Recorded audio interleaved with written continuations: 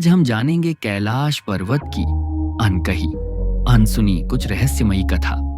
हिमालय की गोद में स्थित कैलाश पर्वत एक ऐसा स्थान जिसे संसार का आध्यात्मिक केंद्र कहा जाता है, लेकिन इसके बारे में कई ऐसी बातें हैं जो बहुत कम लोग जानते हैं। कहते हैं कि कैलाश के शिखर पर समय रुक जाता है। वहां हवाओं में भी एक अजीब सी शांति होती है, जैसे प्रकृति स्वयं ध्यान में लीन हो।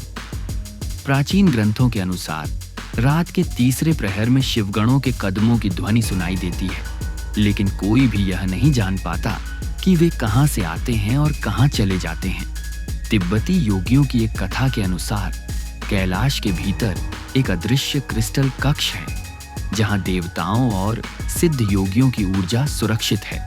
ऐसा माना जाता है कि साधना के उच्च स्तर पर पहुंचे हुए साधक इस ऊर्जा को महसूस कर सकते हैं और उनकी चेतना क्षण भर में बदल जाती है। कैलाश के दक्षिणी ढलान पर एक गुप्त मार्ग की कहानी भी सुनी जाती है। कहते हैं कि यह मार्ग केवल तभी दिखाई देता है जब व्यक्ति पूर्ण निस्वार्थ भाव से यात्रा कर रहा हो।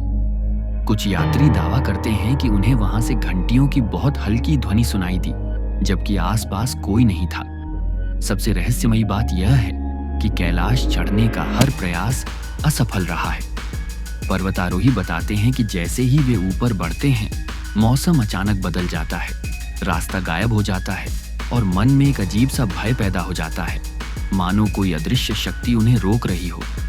स्थानीय बौद्ध और हिंदू मानते हैं कि कैलाश कोई साधारण पर्वत नहीं, ये ऊर्जा का अक्ष है, जहां देवताओं का निवास और अनंत सत्य की धुन गूंजती रहती है। कहते हैं कैलाश पर चढ़ा नहीं जाता, केवल महसूस किया जाता है। यही रहस्य से आज भी संसार का सबसे दिव्य और अदृश्य रहस्य बनाता है।